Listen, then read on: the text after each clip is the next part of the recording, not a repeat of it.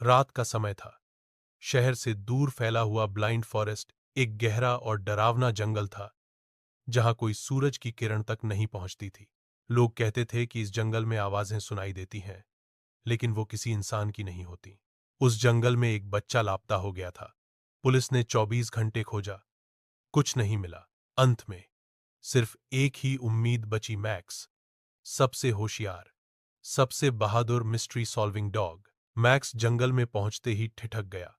हवा में एक अजीब सी ठंडक थी, जैसे कोई अदृश्य चीज उसे देख रही हो। घास पर पड़े निशान एकदम गायब थे, लेकिन मैक्स की मिस्टिक सेंस ने कुछ पकड़ा।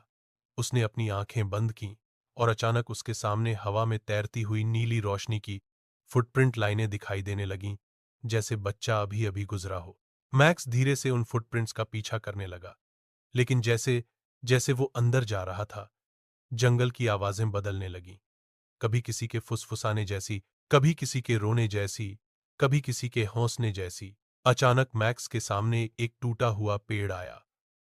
उस पेड़ पर नाखूनों से लिखा था, टर्न बैक।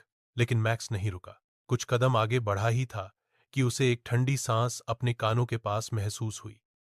पीछे मुड़कर देखा, कुछ नहीं, लेकिन उसके ठीक पीछे जमीन पर एक बच्चे के छोटे छोटे पैरों के फ्रेश निशान बन गए थे, जैसे कोई अदृश्य बच्चा वहीं से अभी गुजरा हो। मैक्स का दिल जोर से धड़कने लगा, पर वो आगे बढ़ा। अचानक हवा में एक लोरी की आवाज आने लगी, एक ऐसी लोरी जो इंसान नहीं गाता था। मैक्स ने आवाज का पीछा किया और पहाड़ी के पीछे पहुंच गया।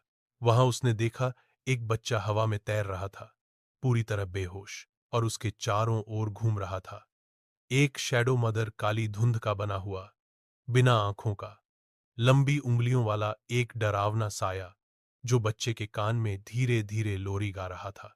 मैक्स ने गुर्राना शुरू किया।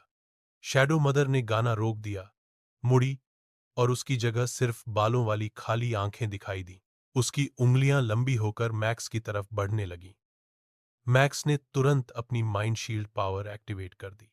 उसकी आंखें चमकीं और उसके चारों ओर एक सुनहरी रोशनी फैल गई। शैडो मदर चीख पड़ी।